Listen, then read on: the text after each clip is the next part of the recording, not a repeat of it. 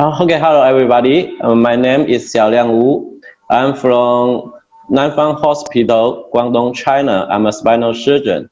And today I'm going to present my case. Okay, this is a retired 63 years old lady who presents with to our department with a long history of low back pain when standing.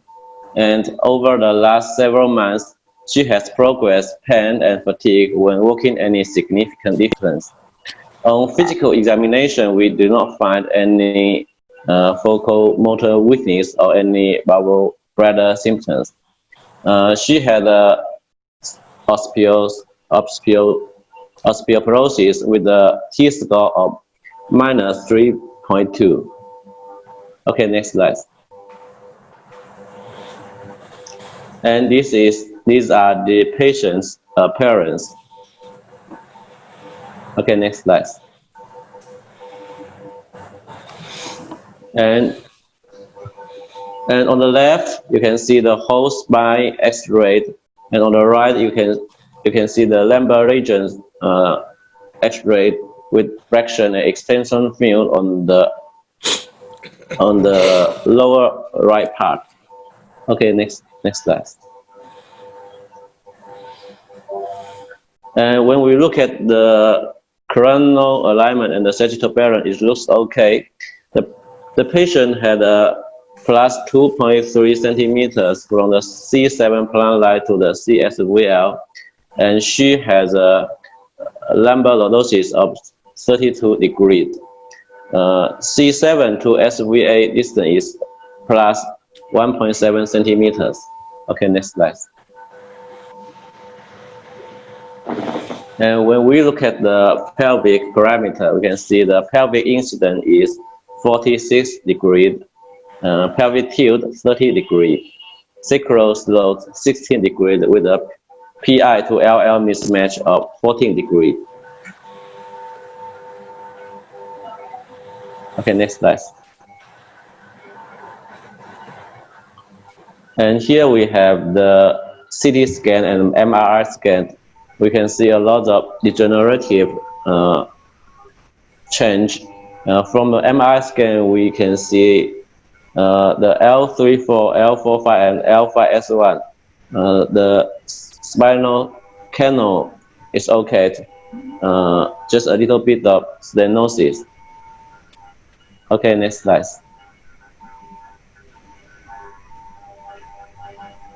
So here is the treatment we have already done. We have done observation and non-surgical treatment, but with a very poor outcome.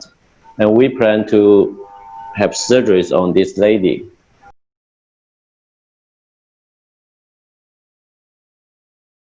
Here is my question to the mentors. So what are the surgery options? So we do short segment fusion or long segment fusion? And what kind of surgical techniques do we use?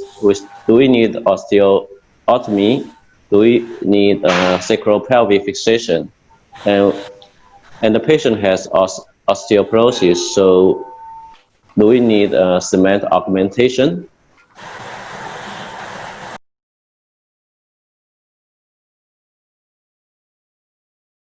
So here's my comment.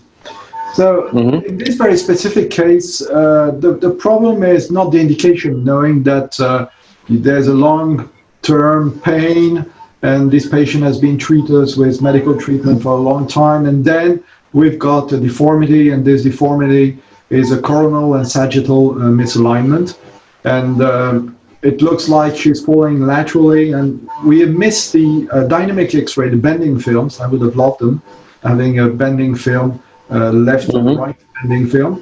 And then the problem is the question of the level of the fusion. So I think you stopped the presentation, but the author has been doing a T10 sacrum fusion. Perhaps we should see that presentation before we go forward. I think the case presentation a little early. Patrick, I think we should go further on, if you don't mind. Okay, sure.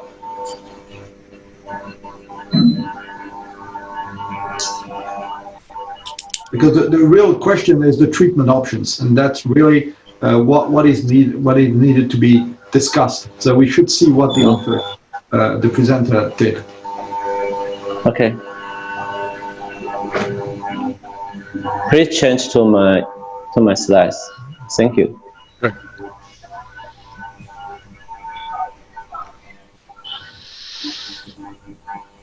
Okay. Here is the option we have. We have pedicle screw and fusion from T10 to S1, and we have done punctate osteotomy and cage fusion on 3 levels. There are level L3, L4, L4, L5, and L5 sacral 1. Next slide. And here is post-operation appearance of the patient's appearance. Next slide. And here is what we get after surgery.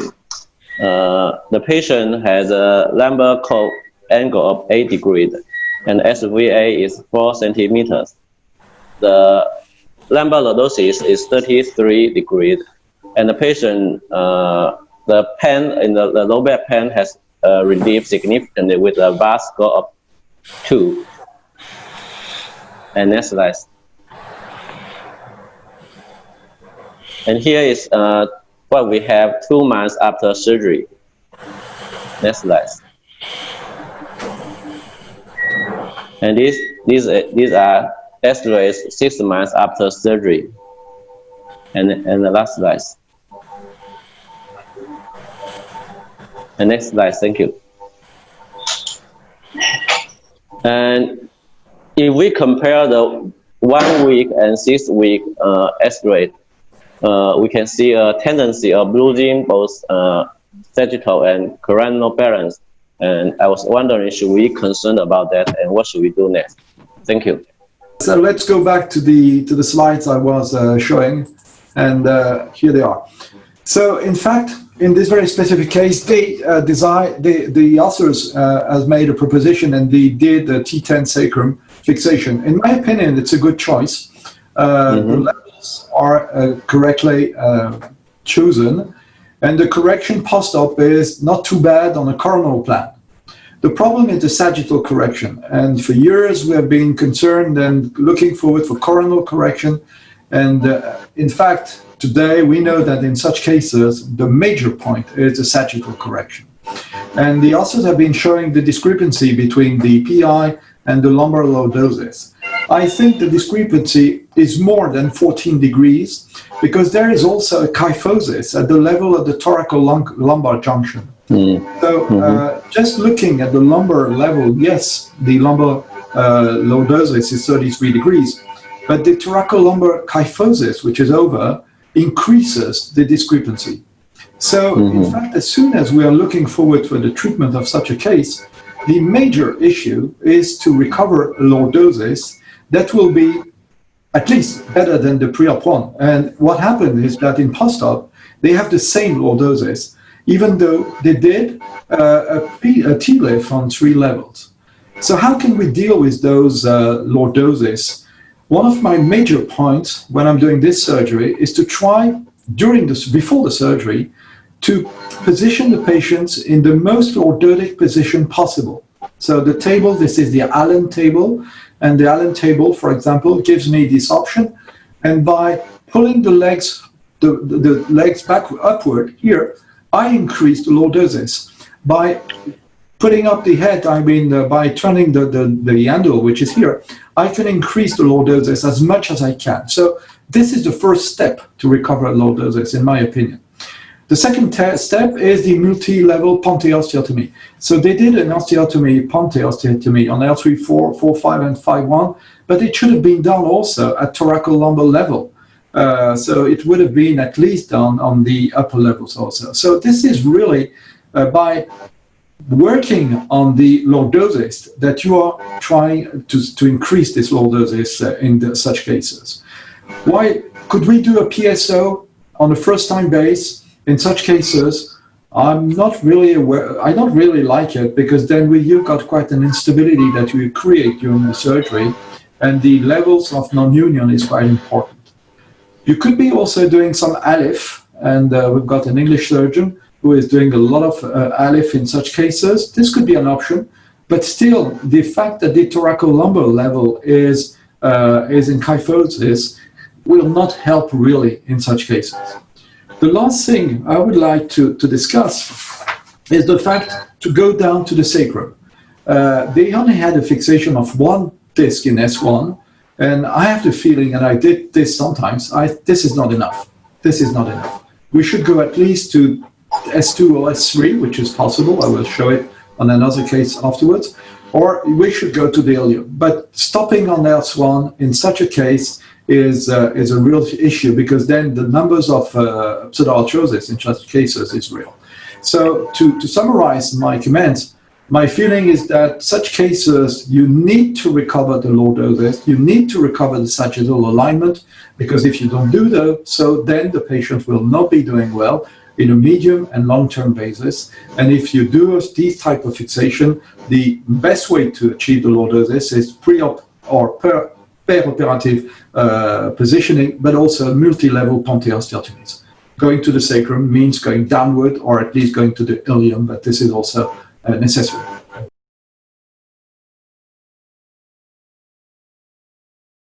Yeah, the second, we haven't answered the first one, but it's a bit too late. We will answer it later on, Joel. But for the second one, it has been said that correction of the lumbar lordosis has better clinical outcome. Is it true? Why would it not be true? It's fundamental. Certainly it's true. Absolutely fundamental. Shall we go to Randy now, Mentor 2? But perhaps just I make a comment on this lumbar lordosis point. For many, many years, and I have been doing bad surgery during my first years of training, because we were not aware of this lumbar lordosis problems. And we did a lot of flat back, and I'm responsible for a lot of flat back on my own.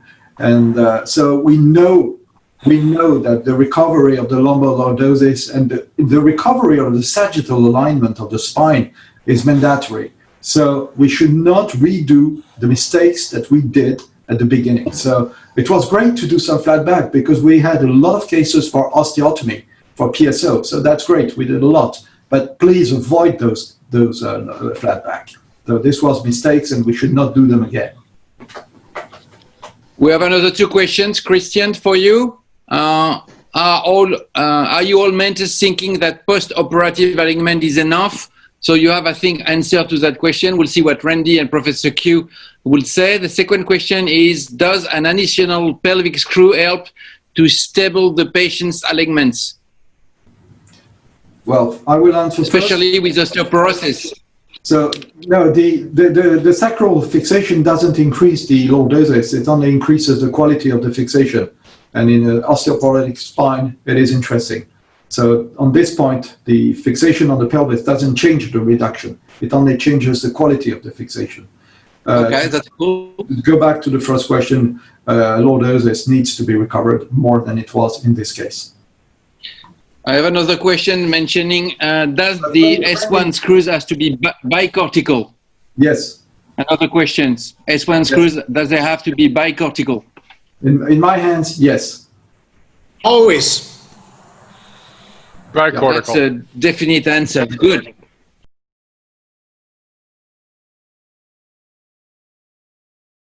I think there's a couple of issues here. First of all, we're talking about cement, we're talking about pelvic instrumentation.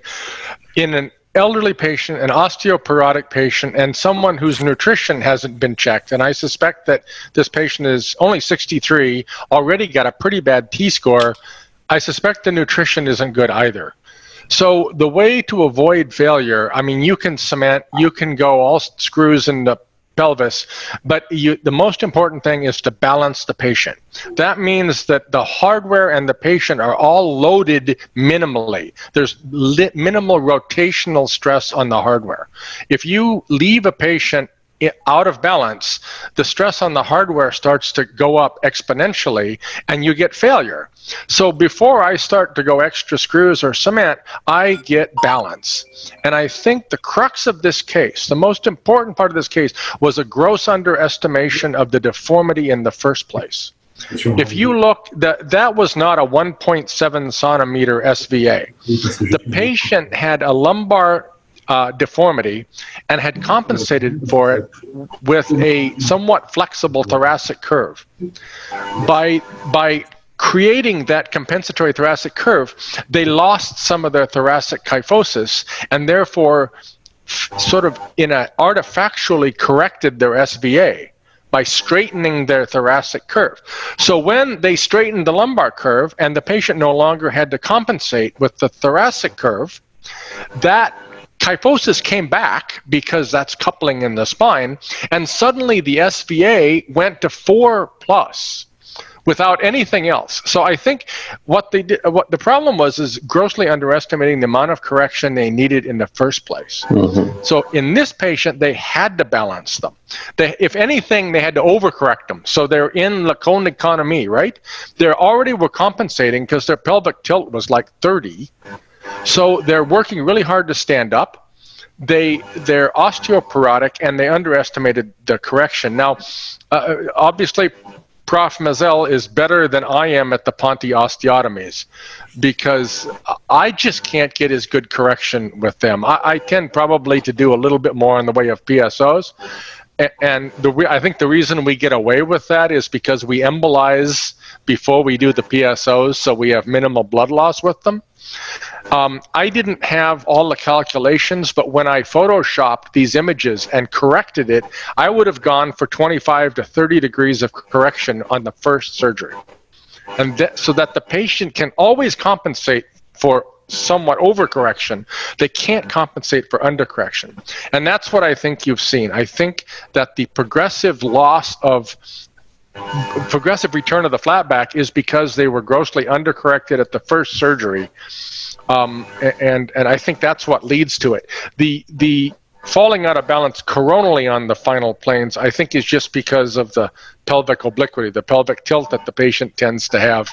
I don't think that needs any correction, but I think the patient's undercorrected. And in order to, you haven't pulled the instruments out yet, but you probably are going to if you don't do something about it. So I would go back and somehow achieve another 20 degrees of correction. I don't know if it's 20 or not because I haven't done the maths, etc. But I think that, again, if you're going to do these corrective surgeries, make sure that you don't undercorrect.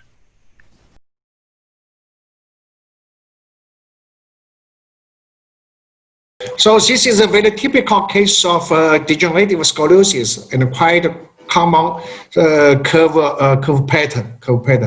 I think a patient doesn't present with a neurological or deficit of lower extremities. So I think the surgical strategy or surgical decision making is relatively easier.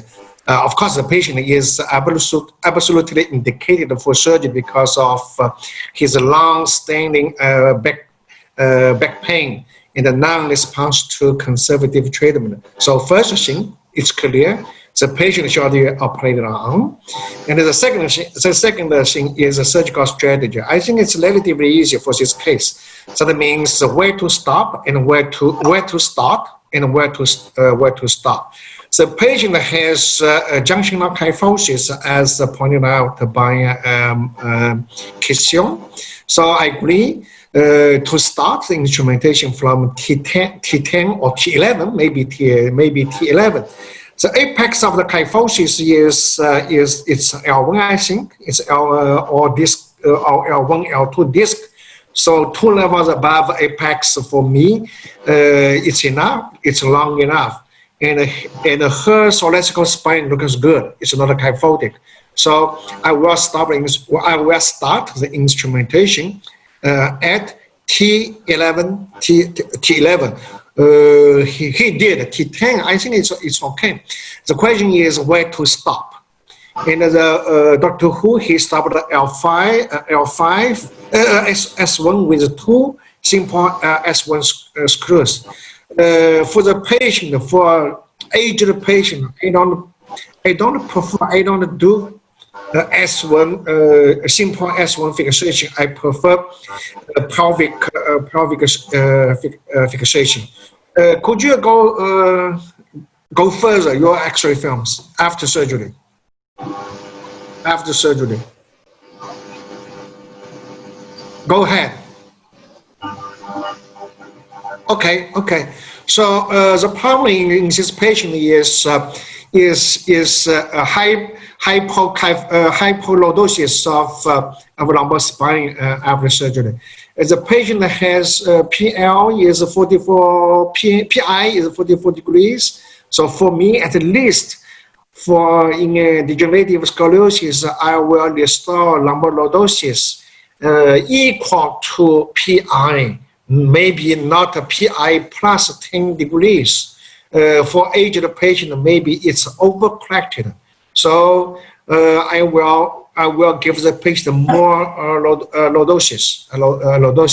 So in this patient, you see immediately after surgery, SVA still shifts anteriorly, not in an optimal position. So one problem for this surgery is not sufficient lumbar lordosis. Then you go next slide. So this is 3 months after surgery. So look when you compare the X-ray films after surgery and that 3 months follow-up, you can see 2 S1 screws are already loosening. If you compare the distance between rod and the circumference, it is already increased. So in the frontal plane, it's the same. The patient comes to shift his trunk to the right side. So it means this instrumentation doesn't hold up.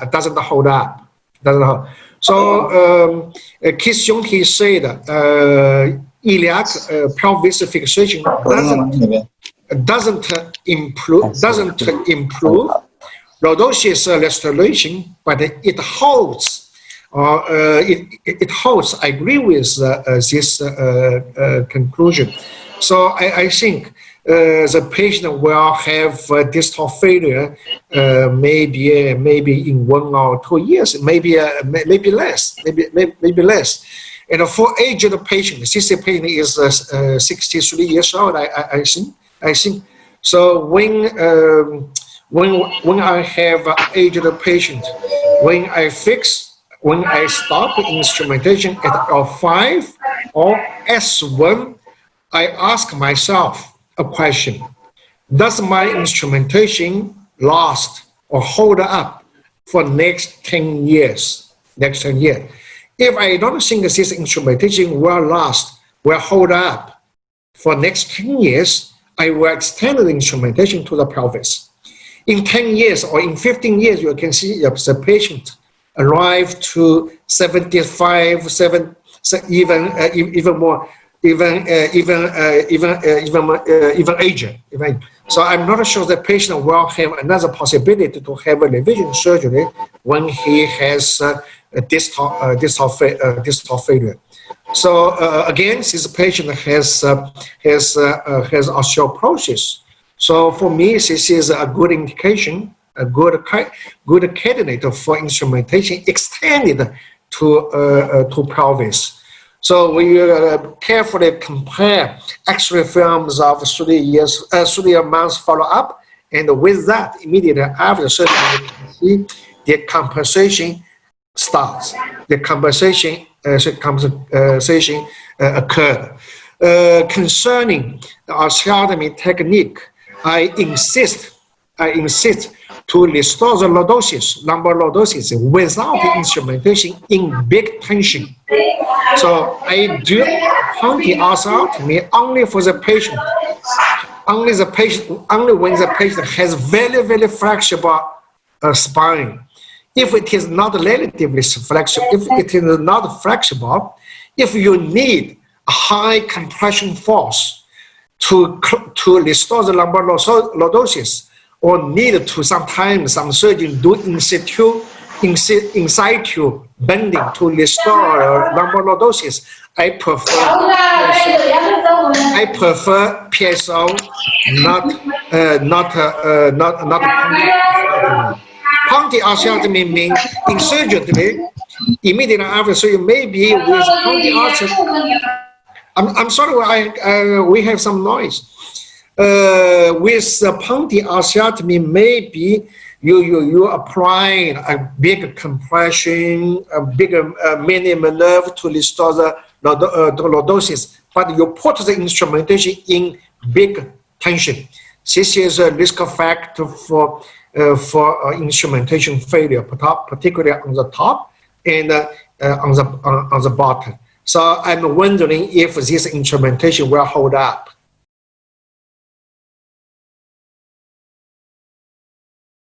Okay, we have two questions. The first one is there is three compensation mechanism here, which is loss of lordosis, the pelvic tilt, and the loss of thoracic kyphosis.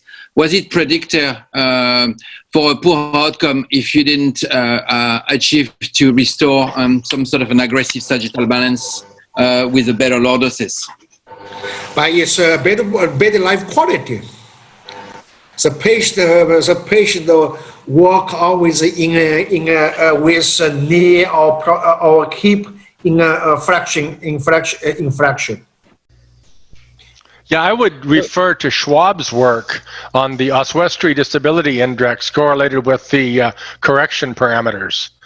And essentially, if the patient's PI minus lumbar lordosis is greater than 11 degrees, the SVA is greater than 47 millimeters, and the PT is greater than 20 degrees, the likelihood goes way up of an ODI of 40 or greater.